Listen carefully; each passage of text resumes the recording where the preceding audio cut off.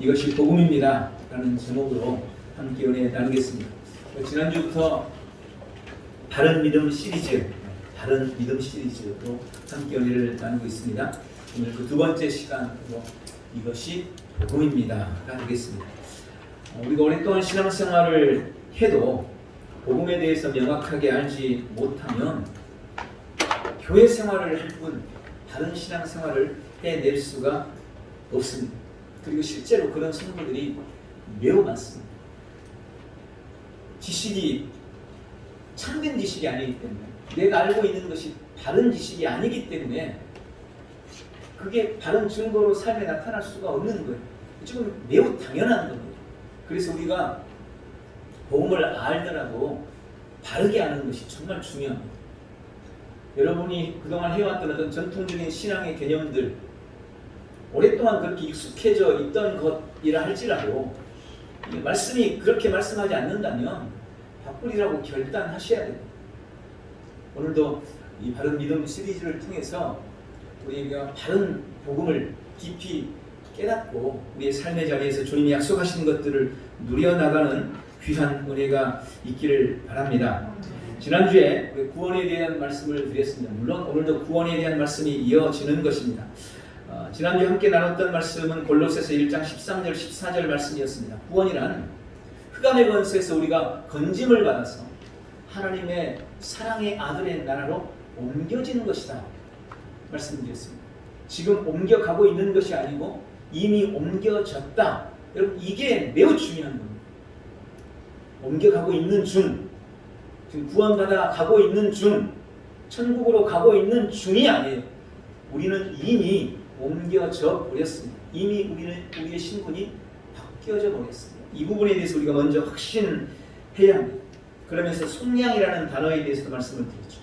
속량, 대가를 지불하고 되사오는 것, 되찾아오는 것, 대가를 지불하고 되찾아왔어요. 예수님이 이 땅에 오셔서 십자가로 자신의 피로 대가를 지불하고 우리를 하나님의 나라로 되찾아 오셨습니다. 그리고 우리가 받은 구원의 영역에 대해서도 말씀을 드렸습니다. 우리는 죄와 그 모든 권세로부터 구원을 받았습니다. 더 이상 죄가 우리를 지배하거나 다스리지 못합니다. 죄가 미치는 모든 권세들, 모든 영향력으로부터 우리는 이미 구원받았습니다. 또 우리는 사탄 마귀와 그 영향력으로부터도 완전히 구원받았다고 말씀드렸습니다. 또 모든 저주에서 구원받았습니다. 특별히 질병과 가난으로부터 구원을 받아 버렸습니다. 확신하시기 바랍니다. 또 우리는 죽음으로부터 구원받았다고 말씀드렸습니다. 사망아, 네가 이기는 것이 어디 있느냐? 사망아, 네가 쏘는 것이 어디 있느냐? 우리는 그리스도 예수의 이름으로, 그분으로 말미암아 이미 죽음을 이긴 자입니다. 또 우리는 지옥으로부터 구원을 받았습니다. 그리고 우리가 받은 그 모든 구원을 우리는 우리의 삶의 자리에서 누려야 하는데, 그것을 위해서 두 가지를 기억해야 합니다. 첫 번째는 바른 지식을 가져야 합니다. 이 백성이 지식이 없어서 망하는 거다. 내가 그 해당자가 돼서는 안 된다. 또 한 가지는 바르게 고백하고 바르게 기도함으로 하나님께서 약속하신 은혜들을 우리의 삶에 누릴 수 있다고 말씀을 드렸습니다. 그럼 오늘은 우리가 어떻게 구원을 받는가, 무엇으로 구원을 얻는가 하는 이 구원의 방법에 대한 말씀이 오늘 주제라고 할 수가 있습니다. 오늘 본문 로마서 1장 16절을 함께 읽었습니다. 내가 복음을 부끄러워하지 아니하노니 이 복음은 모든 믿는 자에게 구원을 주시는 하나님의 능력이 됨이라. 바울은 복음을 부끄러워하지 않는다고 말하면서 그 이유가 복음이 모든 믿는 자에게 구원을 주시는 하나님의 능력이기 때문이다 라고 밝힙니다. 즉 복음으로 구원을 얻는다는 것입니다. 복음이 뭡니까?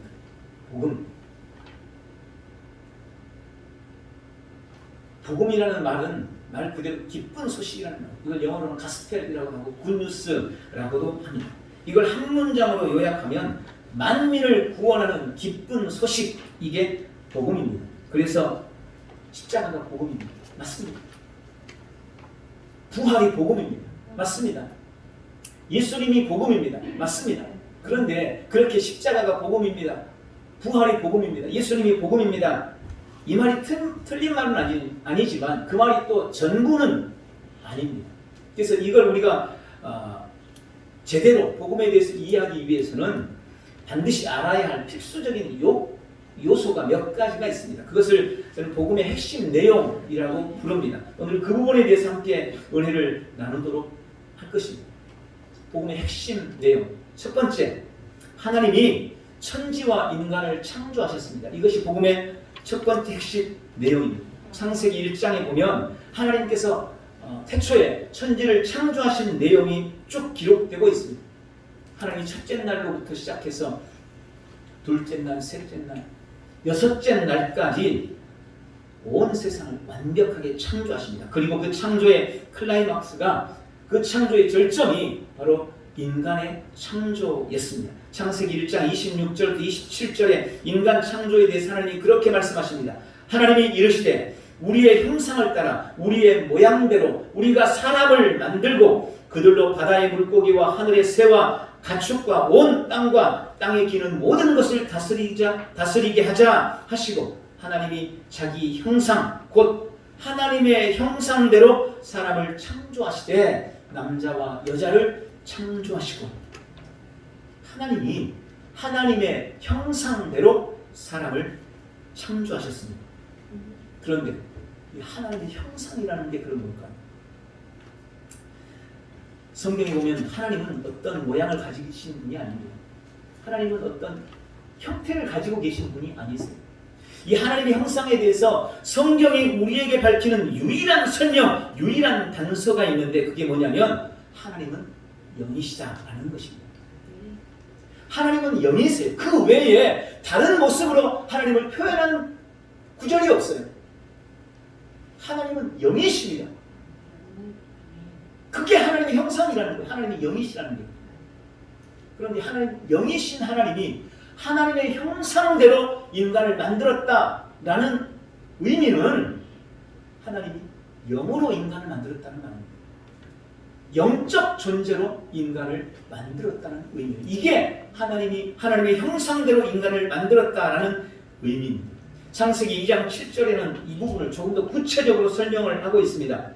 창세기 2장 7절, 여호와 하나님이 땅에 흙으로 사람을 지으시고 생기를 그 코에 불어넣으시니 사람이 생명이 되니라. 하나님이 진흙으로 사람의 육체를 만들어놨습니다. 이건 하나님의 형상이 아직 아닙니다.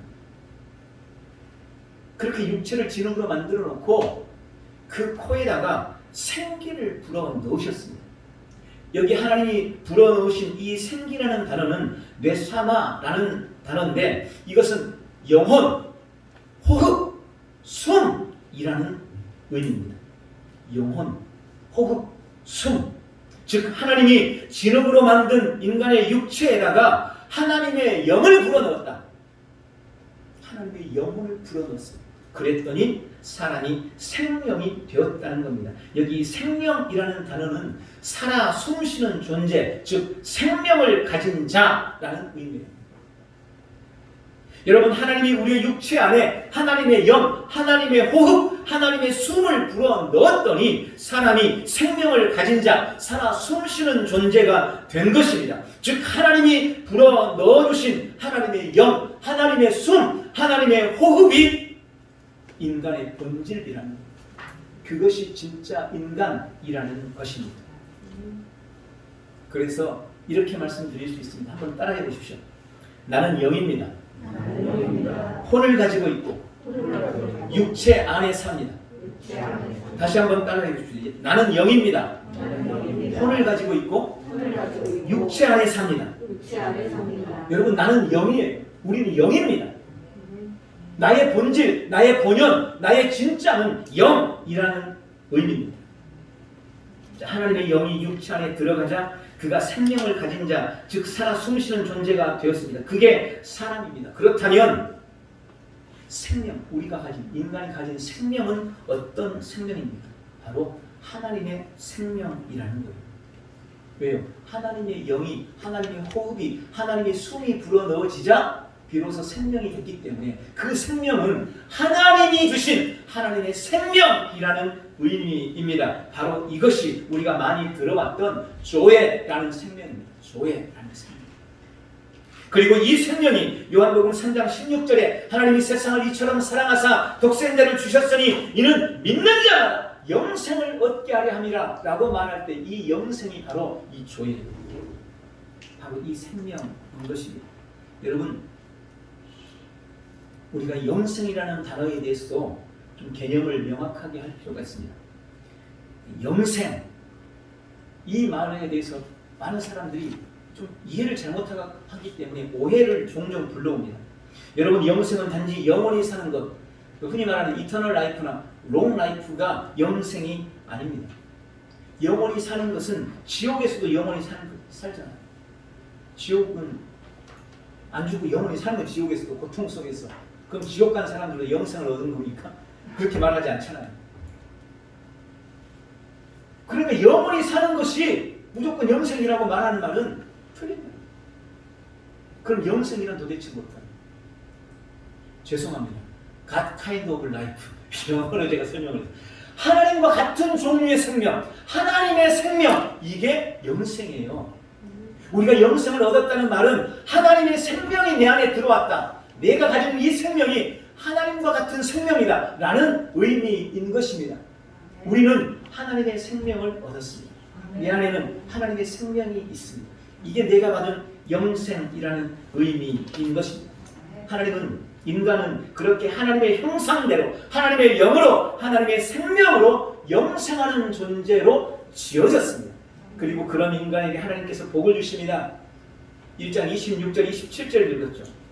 28절, 하나님이 그들에게 복을 주시며 하나님이 그들에게 이르시되 생육하고 번성하여 땅에 충만하라. 땅을 정복하라. 바다의 물고기와 하늘의 새와 땅에 움직이는 모든 생물을 다스리라. 하나님이 인간에게 땅의 통치권까지 주었다는 것입니다. 인간은 하나님이 주신 생명, 하나님과 같은 그 생명으로 모든 땅을 통치하고 정복하고 다스리는, 한마디로 왕이 된 거예요. 하나님은 인간을 땅의 왕으로 삼으셨습니다. 그것이 원래 인간입니다. 우리의 근본은 하나님이십니다. 하나님의 영으로 지어졌고 하나님의 생명을 가지고 그 생명으로 세상에서 왕노릇했습니다. 그리고 그 모든 것을 보시고 하나님께서 창세기 1장 마지막 절 31절에 하나님이 보시기에 심히 좋았더라 라고 말씀합니다. 여기 심히 좋았다는 단어는 조금도 부족함이 없었다, 모든 것이 완벽했다라는 그런 의미입니다. 할렐루야. 모든 것이 완벽했어. 조금도 부족함이 없었습니다. 우리는 하나님이 주신 생명을 가지고 왕노릇하고 있었습니다. 그런데 그런 완벽한 세상에 문제가 발생합니다. 두 번째 복음의 핵심은 사탄의 속임수로 인간이 죄를 짓고 죽었다는 것입니다. 사탄의 속임수로 사람은 죄를 짓고 죽었습니다. 하나님의 생명으로 태어난 아담과 하와는 세상의 왕이었습니다. 그런데 그것을 보고 시기하는 존재가 있었습니다. 바로 타락한 천사 사탄이었습니다. 사탄은 아담과 하와가 세상의 왕 노릇하는 것을 보고 시기와 분노가 일어났습니다. 그런데 시기하고 분노가 일어나지만 사탄은 인간을 어떻게 할 수가 없어요. 왜요? 인간은 지금 하나님의 생명을 가지고 땅의 왕이거든요. 하나님의 생명을 가진 사람을 사탄이 어찌 해볼 도리가 없었던 겁니다. 이길 수가 없어요. 이길 수가 없어요. 그래서 사탄이 인간을 찾아와서 인간을 속이기로 합니다. 약한 존재가 강한 존재를 무너뜨리는 방법은 속이는 거예요. 사기치는 거예요. 그래서 사탄이 혼자 있는 하와에게 슬쩍 다가와서 어느 날 그렇게 속삭였습니다. 하나님이 참으로 너희에게 동산 모든 나무의 열매를 먹지 말라고 하시더냐. 하나님이 진짜 너희에게 동산 모든 나무의 열매를 먹지 말라고 하시더냐. 여러분, 성경이 이렇게 사탄이 하와에게 다가와서 속삭였어요. 이건 철저한 거짓말입니다. 하나님은 그렇게 말씀하지 않으셨어요. 하나님 원래 다 먹어도 돼. 근데 하나만 먹지 마. 이렇게 말씀하셨잖아요. 근데 사탄은 기가 막히게 와가지고 하나님이 동산 모든 나무의 열매를 먹지 말라고 하시더냐 이렇게 말을 던진 거예요. 이것은 사탄이 하와를 속이기 위해서 하와로 하여금 하나님의 선하심을 의심하도록 만들기 위한 미끼였습니다. 이 미끼를 하와가 덥석 물었어요. 그리고 이 말은 점점 와전돼서 결국 이렇게 말합니다. 괜찮아. 선악과를 먹어도 너희가 죽지 않아.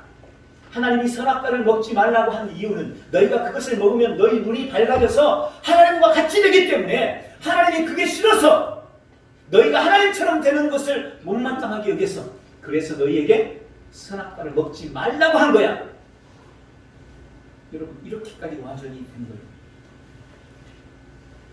아담과 하와는 그 말을 듣고 이 사탄의 거짓말에 속아서 하나님의 선하심을 의심했습니다. 아 그렇구나. 하나님이 우리가 하나님처럼 되는 것을 싫어해서 그래서 이 선악과를 먹지 말라고 하셨구나. 하나님의 선하심을 의심하고 결국 사탄의 꾀에 속아 선악과를 따먹고 말았습니다. 여러분 우리가 이 선악과에 대해서도 오해하는 것이 있습니다. 전능하신 하나님이 모든 것을 다 아시는데 그분이 굳이 이 아담과 하와가 선악과를 따먹을 줄 뻔히 아시면서도 선악과를 왜 만들었냐는 거예요. 이것은 결국 하나님이 인간을 시험하려고 선악과를 두신 것이 아닌가. 그러니 그들이 선악과를 따먹은 책임도 결국은 하나님께 있는 것이 아닌가 하고 의심하는 것입니다. 여러분 우리가 그렇게 오해해요. 그런데 바로 이것이 바로 이 방법이 사탄이 그때 아담과 하와에게 썼던 방법인 거예요. 하나님의 선하심을 의심하게 만드는 겁니다. 아 하나님이 우리 인간을 시험하시는구나. 내 삶에 찾아오는 여러 가지 인생의 고통과 아픔을 보면서 예수 믿는 나도 이런 어려움을 겪는 것 보니까 하나님이 나를 지금 뭔가 시험하려고 나한테 시험을 주시나. 이렇게 하나님의 선하심을 의심하게 만드는 것입니다. 그러나 분명히 말씀드립니다. 하나님은 선하신 분이십니다. 그분은 절대 사람을 시험하지 않습니다. 선악과는 인간을 시험하려고 두신 것이 절대로 아니었습니다. 선악과는 아담과 하와에게 너는 나의 피조물이다. 그리고 나는 너의 창조주야. 이것을 잊지 말라. 그러면서 하나님이 두신 유일한 법, 단 하나의 법이었습니다. 창조주인 하나님과 피조물인 인간과의 관계를 규정하는 단 하나의 규정, 단 하나의 표징. 여러분 그게 선악과예요. 창조주는 하나님이시고 나는 피조물이에요. 이 관계를 규정하기 위해서 단 하나의 표시, 단 하나의 표징을 두었는데 그게 선악과인 겁니다. 그리고 아담과 하와는요 애초에 선악과에 대해서 관심이 없었습니다. 그것에 대해서 미혹받지 않았습니다. 왜요? 하나님의 생명을 가졌기 때문에 이미 부족함이 없었기 때문에 모든 것이 완벽했기 때문에 먹지 말라고 한 그 선악과에 대해서 전혀 미혹받지 않았었습니다. 그런데 왜 따먹게 됐습니까? 말씀드리는 거예요. 그들이 사탄의 거짓말에 속았기 때문입니다. 사탄에게 속아서 하나님의 선하심을 의심하게 되었고 그 의심이 결국 사탄의 말을 따르기로 스스로 결정하게 만드는 것입니다. 그렇게 그들은 선악과를 따먹고 말았습니다. 그리고 그 결과는 참혹했습니다. 죄를 지은 아담과 하와는 하나님이 그들에게 주었던 하나님의 형상, 하나님의 생명을 잃어버렸습니다. 그들의 혼과 육은 여전히 살아서 기능하는 것 같았지만, 몸은 살고 있는 것 같았지만 그들의 본연, 그들의 본질, 그들의 근본인 영은 하나님의 경고대로 죽고 말았습니다. 그들이 가진 생명은 더 이상 하나님의 생명이 아니게 된 거예요. 그들이 가진 생명은 더 이상 조의 생명이 아니게 된 겁니다. 그들이 가진 생명은 이제 비오스가 된 거예요. 거짓 생명, 가짜 생명. 여러분 여기 지금 살아있는 것 같지만 이건 죽은 거예요. 이게 비오스 생명이에요. 왜냐하면 근본에서 떨어져 나가버렸기 때문에. 지금 인간이 가진 모든 생명은 다 비오스의 생명, 가짜 생명. 조의 생명은 그때 상실되고 말았습니다. 결국 혼과 육도 죽음을 향하여 가는 거죠. 그렇게 범죄함으로 닥친 인간의 불행을 저는 세 가지로 요약할 수 있습니다. 첫 번째는 모든 인간이 죄인이 되었다는 것입니다. 여러분, 지난주에도 말씀드렸지만 죄를 지어서 죄인이 된 게 아니에요. 죄의 본성을 가지고 태어나기 때문에 죄인이 된 겁니다. 아담 이후의 모든 인생은 아담의 죄의 본성을 가지고 태어납니다. 누구도 예외가 아니에요. 로마서 5장 12절 그러므로 한 사람으로 말미암아 죄가 세상에 들어오고 죄로 말미암아 사망이 들어왔나니 이와 같이 모든 사람이 죄를 지었으므로 사망이 모든 사람에게 이르렀느니라. 두 번째, 범죄한 인간에게 닥친 불행은 모든 사람이 죽게 됐다는 것입니다. 즉시 그들의 영이 죽어버렸습니다. 하나님의 형상이 깨진 겁니다. 하나님의 생명이 회수되었습니다. 하나님과 그들이 분리됐습니다. 인간의 본질인 영이 죽으니 혼도 육도 처음엔 죽지 않고 살아있는 것 같았지만 점점 후패해져 가다가 결국은 죽고 맙니다. 사망이 모든 사람에게 이르렀습니다. 세 번째, 이 땅에 대한 통치권이 사탄에게 넘어갔습니다. 원래 이 땅의 왕은 아담과 하와였습니다. 하나님이 그들에게 생명을 주시면서 모든 땅을 다스리고 정복하라고 왕의 권한, 통치권을 주셨어요. 그런데 그들이 사탄의 말을 듣고 선악과를 따먹는 순간 땅의 통치권은 그대로 사탄에게 넘어가고 맙니다. 이제 그들이 세상의 신이 되어 있습니다. 그리고 주인이 바뀐 땅은 저주를 받고 가시와 엉겅퀴를 냅니다. 질병과 가난이 찾아왔습니다. 불행이 찾아오게 되었습니다. 그게 인간이 타락이 가져온 엄청난 결과였습니다. 그런데 그렇게 흑암의 권세 아래 죄의 종노릇하고 저주 아래 있던 우리에게 하나님의 구원의 손길이 펼쳐지게 됩니다. 세 번째 복음의 핵심은 예수 그리스도가 승리하셨다는 것입니다. 창세기 3장 21절에 보면 여호와 하나님이 아담과 그의 아내를 위하여 가죽옷을 지어 입히시니라 라는 말씀이 나옵니다. 여러분, 이 말씀이 참 재미있는 말씀입니다. 하나님이 아담과 하와에게 자신의 생명도 주고 땅의 모든 통치권도 줬어요. 부족함이 없는 은혜를 그들에게 베풀었습니다. 그런데 사랑과 특권을 받았던 그들이 하나님의 말씀을 거스리고 죄를 범하게 됩니다. 그리고는 하나님의 눈을 피하여 숨습니다. 나뭇잎으로 부끄러움을 가립니다. 근데 나뭇잎으로 부끄러움을 가린 게 얼마나 같겠어요? 금세 말라 삐뚤어져 또 수치가 드러나고 또 수치가 드러납니다. 그것이 바로 인간의 노력이 얼마나 허망하고 덧없는 것인가를 보여주는 것입니다. 그렇게 하나님의 사랑을 저버리고 죄를 지은 바로 그 직후에 숨어서 떨고 있는 그들에게, 두려움 속에 있는 그들에게 하나님이 찾아가십니다. 죄 짓고 나뭇잎으로 부끄러움을 가리고 떨고 있는 그들을 하나님이 찾아가신 거예요. 여러분, 하나님은 사랑이십니다. 하나님은 선하신 분이십니다. 그들이 죄를 지었다고 그냥 그들을 버려두지 않으셨다는 것, 그들을 찾아가셨고 그리고 가죽옷을 지어서 그들의 수치를 가려주십니다. 여기 가죽옷을 지어 입혔다는 것은 어떤 짐승이 죽었다는 것을 의미하는 겁니다. 어떤 짐승이 피를 흘렸다는 것을 의미하는 것입니다. 구약 성경은 신약의 예표와 그림자입니다. 이 사건은 예수님이 이 땅에 오셔서 우리를 위해서 피 흘리시고 죽을 것을 보여주신 예표였습니다. 그리고 때가 되어 그 예언을 이루기 위해 예수님이 이 땅에 오십니다. 언약을 이루기 위해, 약속을 이루기 위해 아담의 씨가 아닌 여자의 후손으로, 그래서 동정녀 마리아를 통하여서 그녀의 몸을 빌어 이 땅에 오시는 것입니다. 그리고 요한복음 3장 16절 하나님이 세상을 이처럼 사랑하사 독생자를 주셨으니 이는 누구든지 저를 믿는 자마다 멸망하지 않고 영생을 얻게 하려 하십니다. 여러분, 인간이 멸망하는 것은 하나님의 뜻이 아닙니다. 우리가 저주 아래 있는 것은 절대로 하나님의 뜻이 아닙니다. 우리가 사탄의 통치 아래서 고통당하고 있는 것은 결코 하나님의 뜻이 아닌 것입니다. 그래서 예수님이 이 땅에 오셨습니다. 요한복음 10장 10절에 도둑이 오는 것은 도둑질하고 죽이고 멸망시키려는 것뿐이요 내가 온 것은 양으로 생명을 얻게 하고 더 풍성히 얻게 하려는 것이다. 요한일서 5장 11절 12절 또 증거는 이것이니 하나님이 우리에게 영생을 주신 것과 그 생명이 그의 아들 안에 있는 그것이니라. 아들이 있는 자에게는 생명이 있고 하나님의 아들이 없는 자에게는 생명이 없느니라. 예수님은 우리에게 이 생명을 주시려고 이 땅에 오신 것입니다. 그리고 우리를 대신하여 십자가에서 죽으시고 3일 만에 부활하심으로 구속을 완성하십니다. 갈라디아서 3장 13절 그리스도께서 우리를 위하여 저주를 받은 바 되사 율법의 저주에서 우리를 속량하셨으니 기록된 바 나무에 달린 자마다 저주 아래에 있는 자라 하였습니다.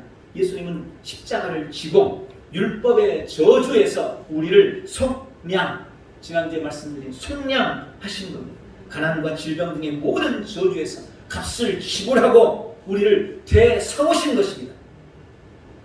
왜 되사오신 걸까요? 말씀드린 거예요. 원래 우리가 하나님께 속했고 하나님의 생명을 가졌고 땅의 통치권을 가진 자였기 때문에, 하나님의 자녀였기 때문에 그랬던 우리가 그 모든 것을 잃어버렸는데 예수님께서 십자가를 지시고 죽으시고 부활하심으로 속량하셔서 우리를 다시 세우신 거예요. 그리고 잃어버렸던 모든 것들을 회복시키신 것입니다. 고린도후서 5장 21절에 하나님이 죄를 알지도 못하신 이를 우리를 대신하여 죄로 삼으신 것은 우리로 하여금 그 안에서 하나님의 의가 되게 하려 하심이라. 예수님이 죄를 알지도 못하시는 분이셨어요. 그분은 죄를 알지도 못했습니다. 그런데 왜 예수님께서 죄가 됐어야만 하셨을까요? 왜 죄 없으신 예수님을 하나님께서 죄로 삼으신 걸까요? 그것은 정당한 방법, 합법적인 방법으로 우리를 구원하기 위해서였습니다. 여러분, 이 의미가 매우 중요합니다. 하나님이 정당한 방법으로, 합법적인 방법으로 우리를 구원하기 위해서, 그래서 예수님이 죄가 되셔야만 했던 겁니다. 하나님은 의로우십니다. 그래서 불의와 타협해서는 안 됩니다. 없는 죄를 있다고 말할 수도 없고 있는 죄를 없는 것처럼 속일 수도 없으신 분이십니다. 하나님이 전능하셔서 못하실 것이 없는 분이라 할지라도 그분 스스로 세운 공의를 스스로 무너뜨릴 수가 없으신 거예요. 그렇게 우리를 구원해서는 안 되는 겁니다.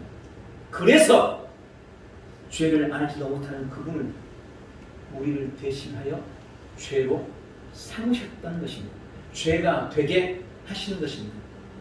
그렇게 우리를 위하여 죄가 되신 예수님은 십자가에서 물과 피를 쏟고 하나님께 처절히 버림받으시며 모든 죄에 대한 대가를 완전하게 지불하셨습니다. 그리고 모든 죄가 사하여졌음을 확증하시기 위해 예수님은 죽음을 이기고 무덤을 이기고 3일 만에 부활하신 겁니다. 부활로 이제 너희가 이제 모든 죄가 다 사해졌다, 이걸 확증해 주시는 거예요. 그러므로 이제 우리의 죄는 완전히 사해졌습니다. 죄가 주는 모든 저주에서 완전히 해방된 겁니다. 우리는 더 이상 죄의 권세 아래에 있을 필요가 없습니다. 우리는 더 이상 아플 필요도 없습니다. 우리는 더 이상 가난해서도 안 되는 겁니다. 로마서 6장 3절부터의 말씀에 무릇 그리스도 예수와 합하여 침례를 받은 우리는 그의 죽으심과 합하여 침례를 받은 줄을 알지 못하느냐. 그러므로 우리가 그의 죽으심과 합하여 침례를 받음으로 그와 함께 장사되었나니 이는 아버지의 영광으로 말미암아 그리스도를 죽은 자 가운데서 살리신 것 같이 우리로 또한 새 생명 가운데서 행하게 하려 하십니다. 만일 우리가 그의 죽으심과 같은 모양으로 연합한 자가 되었으면 또한 그의 부활과 같은 모양으로 연합한 자도 되리라. 내가 예수 그리스도를 영접할 때 나는 그리스도와 하나가 되었습니다. 그래서 예수님이 죽을 때 나도 함께 죽었고 예수님이 부활하실 때 나도 함께 부활했습니다. 이게 침례의 의미입니다. 우리는 침례를 통해 그리스도와 연합한 자가 되었습니다. 우리의 모든 죄의 본성은 십자가에서 예수님이 죽을 때 함께 죽었고 예수님이 부활할 때 나도 함께 하나님의 생명으로 하나님의 본성으로 다시 살아난 것입니다. 아까 우리 불렀던 찬송 주의 손에 나의 손을 포개, 주의 발에 내 발도 포개서 주님과 함께 죽을 때, 주님이 죽을 때 나도 함께 죽고 주님이 부활하실 때 나도 함께 살아났어. 내가 예수 그리스도를 내 마음에 영접할 때 이 일이 벌어진 겁니다. 이 일이 내 삶에서, 내 영에서, 내 본질에서 일어나게 된 거예요. 나는 그렇게 그리스도와 연합해서 그분과 함께 죽었고 그분과 함께 다시 살게 된 것입니다. 이제 예수 믿는 나는, 예수 믿는 여러분은 죄의 본성이 아니라 하나님의 본성과 생명을 가진 자가 된 것입니다. 마지막 복음의 핵심 요소는 이제 믿음으로 우리는 새로운 피조물이 되었다는 것입니다. 요한복음 1장 12절 영접하는 자 곧 그 이름을 믿는 자들에게는 하나님의 자녀가 되는 권세를 주셨으니 이는 혈통으로나 육정으로나 사람의 뜻으로 나지 아니하고 오직 하나님께로부터 난 자들이니라. 인간의 타락 이후에 하나님은 우리 인생을 향한 사랑으로 구원의 여정을 열심히 이루어 오셨습니다. 구약 성경은 하나님이 열심으로 그 일을 이루셨다고 말씀합니다. 그리고 예수 그리스도의 십자가의 죽음과 부활을 통해 구속의 사역을 완성시키셨습니다. 이제 누구든지 이 사실을 믿고 예수님을 영접하면, 그 이름을 믿으면 하나님의 생명으로 다시 태어난다는 것입니다. 로마서 10장 9절 10절에 네가 만일 네 입으로 예수를 주로 시인하며 또 하나님께서 그를 죽은 자 가운데서 살리신 것을 네 마음에 믿으면 구원을 받으리라. 사람이 마음으로 믿어 의에 이루고 입으로 시인하여 구원에 이르느니라. 다시 한번 고백해 보겠습니다. 예수님은 나의 주님이십니다. 예수님은 나의 구원이십니다. 예수님은 나의 생명이십니다. 고린도서 5장 17절에 그런즉 누구든지 그리스도 안에 있으면 새로운 피조물이라. 이전 것은 지나갔으니 보라 새 것이 되었도다. 여러분, 그리스도 안에서 우리는 새로운 피조물이 되었습니다. 우리는 완전히 새로워졌습니다. 이전의 내가 아닙니다. 리모델링 한 게 아닙니다. 재건축되었습니다. 로마서 5장 17절 한 사람의 범죄로 말미암아 사망이 그 한 사람을 통하여 왕노릇하였은즉 더욱 은혜와 의의 선물을 넘치게 받은 자들은 한 분 예수 그리스도를 통하여 생명 안에서 왕노릇하리로다. 사망이 왕노릇하던 나는 내가 예수님을 영접하고 믿을 때 완전히 죽어버렸습니다. 이제 나는 하나님의 생명으로 인해서 다시 살고 그 생명으로 인해서 다시 왕노릇하게 된 것입니다. 하나님의 생명과 하나님의 능력이 지금 내 안에 들어가 있습니다. 이 사실을 확신하시기 바랍니다. 다시 한 번만 더 고백합니다. 나는 새로운 피조물입니다. 하나님의 생명이 내 안에 있습니다. 나는 그리스도를 통하여 생명 안에서 왕노릇합니다. 할렐루야! 이것을 확신하시기 바랍니다. 오늘 말씀을 맺습니다. 하나님의 생명으로 난 인간은 이 땅의 왕이었습니다. 그러나 사탄의 속임수로 우리는 하나님의 생명을 잃어버렸고 죄와 저주와 사망 아래 놓이게 되었습니다. 그런 우리를 위해서 예수님이 이 땅에 오셨고 십자가와 부활로 모든 구속을 완성시키셨습니다. 그리고 누구든지 주의 이름을 부르면, 누구든지 그 예수님을 영접하면, 누구든지 예수님을 믿으면 구원을 얻게 하셨습니다. 이것이 복음입니다. 우리는 이 복음으로 말미암아 이제 새로운 피조물이 되었습니다. 이제 우리는 하나님의 생명으로 거듭났습니다. 이제 우리는 그 생명으로 이 땅에서 왕노릇하며 승리자로 살아가고 있는 것입니다. 그것이 바로 우리입니다. 오늘도 이 놀라운 승리를 누리시길 예수님의 이름으로 축원합니다. 기도하겠습니다. 좋으신 주님, 복음이 무엇인지 다시 한번 깨닫고 새로운 피조물이 된 우리가 누구인지 분명히 알게 해주시니 감사합니다. 날마다 내 안에 있는 하나님의 생명, 그 신성하고 불멸하는 생명으로 이 땅에서 왕노릇하며 승리하는 승리의 삶을 누려보도록 도우시고 축복해 주시옵소서. 예수님의 이름으로 기도하옵나이다. 아멘.